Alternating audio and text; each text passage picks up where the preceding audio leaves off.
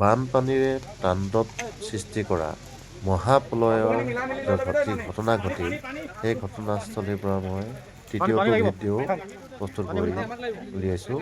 Social মিডিয়াত বেছিভাগ নেপালী খুঁটিৰ নাম এতিয়া বৰ্তমান প্ৰচাৰ হৈছে। মহাপ্ৰলয়, বানৰ তাণ্ডৱ চলা আৰু পানী ইয়াত শুকোৱাৰ পিছত ইয়াৰ পৰিস্থিতি নিজেই প্ৰত্যক্ষ কৰিব পাৰিছোঁ। কিমান ভয়ংকৰ পৰিস্থিতিৰ সন্মুখীন হ'বলগীয়া হৈছিল। দৃশ্যবিলাক দেখিলেই অনুভৱ হয় যে কিমান শিহৰণকাৰী ঘটনা। এজন ঢুকালে আৰু এইফালে এই ঘৰটো নেকি অকণমান আঁতৰত আগফালে মানুহজন দুগৰাকী তিনিগৰাকী পোৱালি এটা দুখ লগা দেই, দুখ লগা এজনী পোৱাই নাই হয় নি?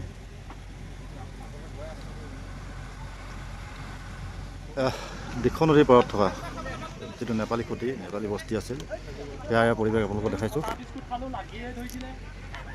চবফালে মানে মৰিশালি সৃষ্টি হৈ আছে ইয়াত। এইফালে পৰিছে মানুহ একে ঘৰতে ৩-৪জনী মানুহ আহিছে, এইফালে এজন মৰিছে আৰু মোৰ কিজন 8-9জনমান মানুহ এইখন গাঁৱতে, সৰু এটা বস্তি হয়, এইখন গাঁৱত ঢুকাইছে। তো কিমান মানে দুখৰ বিষয় ইয়াত। যিহেতু নদীখন নদীখন ইয়াৰ কাষতে আছে, পানী ইফালেদি আহি এইফালে একেবাৰে তৎক্ষণাত মানে এইখিনি শেষ কৰি নিছে, একদম ধৰি চুৰি মাৰ কৰি একেবাৰে লৈ গৈছে। ইয়াত মানে মানুহে কোনো সময় পোৱা নাই, কি হৈছে নিজে গমেই পোৱা নাই। যিজন ঢুকালে তেওঁলোকে গমেই নাপালে চাগে কি হৈ গ'ল। এটা বৰ ভয়ংকৰ এটা পৰিস্থিতি, ভাবিলে একদম মানে হৃদয় কঁপি যোৱা। পানী এটেক কৰা জেগাডোখৰ এডোখৰ প্ৰথম এইখিনি জেগাত এটেক কৰিছিল, যিহেতু নদীখন একেবাৰে কাষতে আছে। এইফালে একেবাৰে হুৰাই লৈ গ'ল যিমান যি আছিল, যত ঘৰ দুৱাৰ, জীৱ জন্তু, মানুহ সকলোখিনি ইয়াত অনিষ্ট হৈছে বা মানুহবিলাক ঢুকাইছে। তো জীৱ জন্তু অলপ বেছি ঢুকাইছে মানুহৰ পৰিমাণত, কিন্তু মানুহৰ সংখ্যা 8জনেই বহুত। কিয়নো প্ৰত্যেকজনৰ এজন এজনকৈ ঘৰৰ মুৰব্বী তথা এগৰাকী মুৰব্বী আছিল। কাৰোবাৰ মাক আছিল, কাৰোবাৰ দেউতাক আছিল, কাৰোবাৰ যি আছিল, কাৰোবাৰ পুত্ৰ আছিল। তেওঁলোকৰ এই দুৰ্গতি দেখি সঁচাকৈ বহুত বেয়া লাগিছিল। ৰাইজ বহুত আহিছে ইয়াত, ৰাইজে আহি অকণমান তেওঁলোকক উৎসাহ দিবলৈ চেষ্টা কৰিছে। চাওক এইখন ঘৰ একেবাৰে চুৰমাৰ কৰি থাকে। এইবাৰ চাওক, আপোনালোকে ভিডিঅ'বিলাকত দেখি আছে অকণমান কৰিছে। এইফালে আজি আমি জেৰাইগাঁৱৰ পৰা আহি ডিব্ৰুগড় জিলাৰ চাবুৱা সমষ্টিৰ জেৰাইগাঁৱৰ পৰা আহি আমি ইয়াত উপস্থিত হৈছোঁ। ইয়াৰ পৰিৱেশটো আপোনালোকক অকণমান দেখাইছোঁ। আপোনালোকে আহিব ইয়ালৈ, দুটা ৰাস্তা আছে এইফালে। মানুহবিলাক ঘূৰি ল'ব, এটা ৰাস্তাত খোজকাঢ়িব লাগিব। খোজকঢ়া ৰাস্তাটোত অকণমান অসুবিধা হয়, আপোনালোকে গাড়ী যোনটো ৰাস্তা আহিব পাৰি সেইটো ৰাস্তাত আহিব, সুবিধা হ'ব। স্থানীয় ৰাইজক আপোনালোকে সুধিলে কথাটো বুজাই দিব।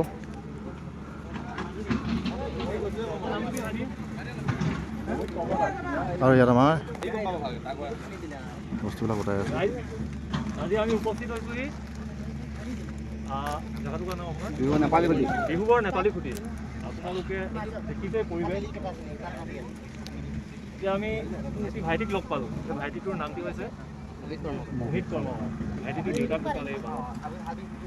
আমি আমাৰ ফালৰ পৰা কি কৰিম, আমি ডিব্ৰুগড় ডিষ্ট্ৰিক্টৰ চাবুৱা অঞ্চলৰ জেৰাইগাঁৱৰ পৰা আহিছোঁ। এটি সামান্য উপহাৰ নহয়, মাফ কৰিব, এইটো সহায় আগবঢ়াবৰ কাৰণে চেষ্টা কৰিছোঁ। নগদ 1000 টকা দি লগতে এটি বিস্কুটৰ পেকেট দিছে। গতিকে আপোনালোকো আশীৰ্বাদ কৰিব, অনাগত দিনত আমাকো আকৌ এবাৰ সহায় কৰিব আহিবৰ কাৰণে। কিবা দুখদাৰ যদিও লাগিছে বেয়া নাপাব দেই। আপোনালোক ভালে থাকিব দেই। মানে আমাৰ পৰিয়ালখিনি গোটেইকেইটা ঘৰ গ'ল যে, আমাৰ মানে সকাম কৰা নাই, হোৱা নাই এতিয়ালৈকে। তেতিয়া মানে আমাৰ ঠায়ে নাই। এইখিনিতে আমি চিনাকি কৰি দিব ওলাইছোঁ আমাৰ শ্ৰৱণ যাদৱ। আপোনালোকে চিনি পাইছে চাগে, ফেচবুকত হওক বা ছ'চিয়েল ছাইটত এইকেইদিন এখেতৰ নাম প্ৰায় ওলাই আছে। এখেতে নিজৰ কথা কেইজন ক'ব, অলপ বৰ্ণনা কৰিব। আপুনি এই বানত কেনেকৈ মানুহক সহায় কৰিলে বাৰু দুআষাৰমান কওকচোন বাৰু আমাক। ইয়াত অহাৰ পিছত মোৰ চকু পানী ওলাই গৈছে। মই যে ইয়াত কেলৈ আহিব নোৱাৰিলোঁ। আচ্ছা, তুমি এইটো জেগাত অহা নাছিলা ন? মই কি ক'ম, হ'ব একো নাই। তুমি এনেই দাদা হেঁতি গোটেইখিনি মোৰ চিনাকি। হয়।